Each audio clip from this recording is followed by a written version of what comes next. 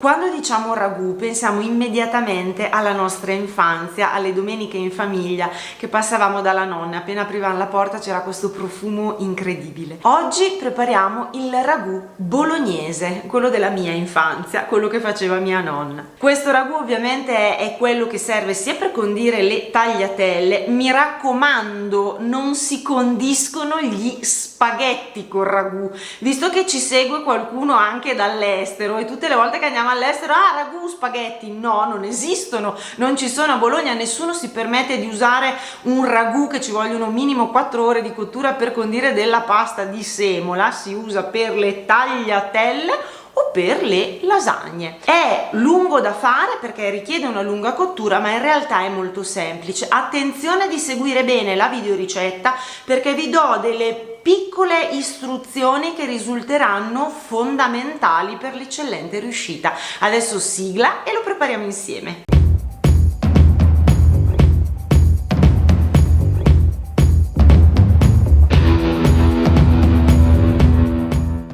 Accorgimento sulle pentole: io uso quelle in ghisa, una volta col fornello a gas usavo quello in terracotta.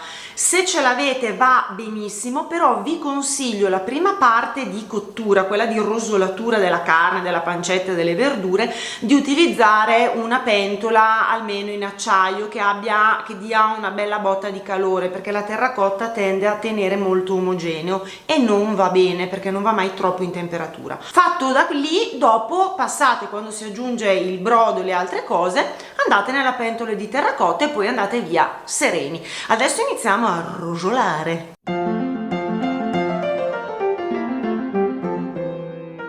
Iniziamo dalle verdure che devono essere già lavate e sbucciate, le tritiamo separatamente.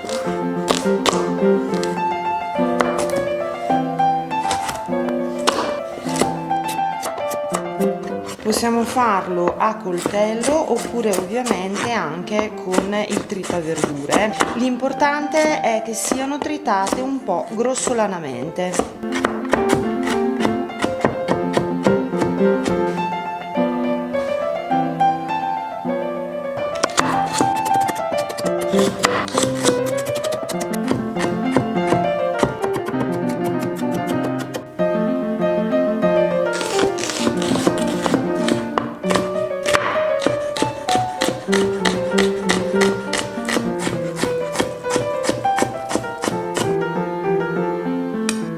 Quando il burro arriva a essere bello sciolto e a essere un pilino rosolato, aggiungiamo per prima cosa la cipolla. Non facciamo l'errore di mettere tutte le verdure da soffritto insieme, perché altrimenti il sapore della cipolla andrà a sovrastare quello delle altre verdure che poi non si sentiranno nel ragù. Soffriggiamo su fiamma media. Quando la cipolla avrà iniziato ad appassire, aggiungiamo il sedano, facciamo insaporire per 30 secondi e infine uniamo le carote, facciamo insaporire anche queste. Una volta fatta rosolare anche la carota, aggiungiamo la pancetta, alziamo un pochino la fiamma, la sgraniamo e la facciamo rosolare.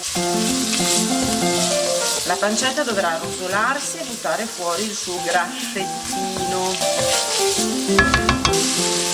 Di tanto in tanto mescoliamo. A questo punto vedete che ha buttato fuori tutto il grassetto, allarghiamo verso il bordo della padella tutto, mettiamo a fiamma molto alta la padella, uniamo un terzo per volta il nostro macinato, sgranandolo bene, perché se mettiamo tutto insieme si raffredda la padella e quindi di conseguenza ha un aspetto un po' da lescio che non va bene. Quando sia un pochino rosolato mettiamo in parte, aggiungiamo un altro terzo di macinato e procediamo nello stesso modo. Mi raccomando di sgranare bene, non devono rimanere dei ballottini. Facciamo rosolare bene e nell'aere già si spande un profumino meraviglioso. Spostiamo ai bordi anche questo e via con l'ultimo terzo di macinato. Ovviamente se dobbiamo fare un quantitativo maggiore di questo bisognerà usare una padella più ampia, perché altrimenti difficilmente riusciremo a cuocere in modo corretto la carne.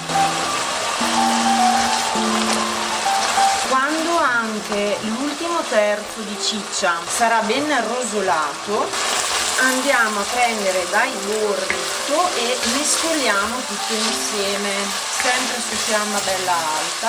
Andiamo a sfumare con il vino bianco mettendolo nei bordi e raccomando che deve essere a temperatura ambiente, perché altrimenti diamo uno shock che non va bene alla carne. Facciamo sfumare la parte alcolica, lasciamo andare per un minutino. Aggiungeremo la passata di pomodoro. Questa è la mia passata e si vede perché non riesco a farla venire giù.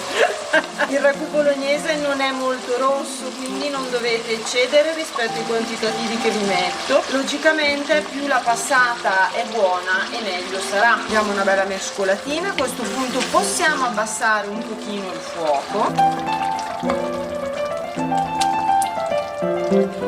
Dopodiché uniamo il brodo di ciccia caldo. Potete usare ovviamente o un brodo di carne preparato da voi e c'è la videoricetta sul canale, la trovate, oppure io per esempio uso il dado di carne che però faccio io e anche quello trovate la ricetta sul canale, vi metto tutti i link in descrizione. Io sono abituata a salare alla fine, quindi a questo punto abbiamo inizialmente terminato, dobbiamo lasciar tornare a bollore, abbassiamo la fiamma perché dovrà solo pippare, come si suol dire, così va bene, e da così lo facciamo andare minimo 2 ore, l'ideale sarebbero 3-4, dipenderà anche da quanto lo vogliamo asciutto. Ma il latte io non lo uso, non mi risulta assolutamente necessario. Un tempo si usava perché se il pomodoro era un pochino acido aiutava molto nell'ammorbidire. Onestamente io il pomodoro me lo faccio in casa, la passata, e il mio pomodoro non è assolutamente acido, quindi non ho mai sentito la necessità di usare il latte.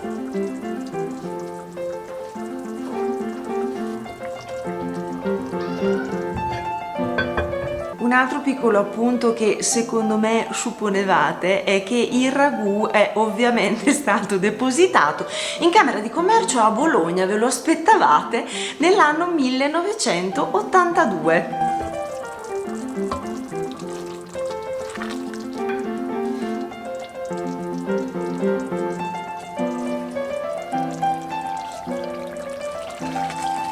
Dopo circa 4 ore il nostro ragù avrà questo aspetto e sarà semplicemente perfetto. Possiamo spegnere e condire le nostre tagliatelle. Ovviamente acqua bollente e salata e mettiamo i nostri nidi di tagliatelle, che potranno essere o freschi oppure congelati come nel mio caso. Se le volete fare in casa potete andare a cercare la ricetta delle tagliatelle con il ragù di prosciutto, dove vi faccio vedere tutto. Diamo una bella mescolata. Scaldiamo un pochino la piastra. Appena le nostre tagliatelle sono pronte le scoliamo in modo non eccessivo, perché un pochino di acquetta di mantecazione ci vuole sempre, e mettiamola nel nostro condimento.